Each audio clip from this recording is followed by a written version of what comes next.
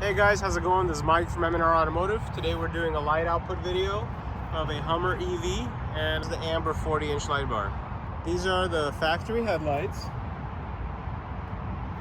and this is the Amber 40-inch light bar. The Amber light bars are not designed to be as bright as the white, but they're better for your eyes for bad weather conditions, whether it's snow, fog, dust. It doesn't reflect back into your eyes in terms of eye strain, and allows you to see a lot more at night. If you take a look at a distance, you're not able to see the trees or anything in the background. I'm gonna go ahead and turn to amber, and you'll see how everything illuminates, but it's not very bright, so it doesn't interfere with your eyes. Notice how everything is lit up in amber? Look how much more volume and depth you get. These are the high beams on the Hummer EV, and I'm going to turn on the M&R 40-inch amber light bar.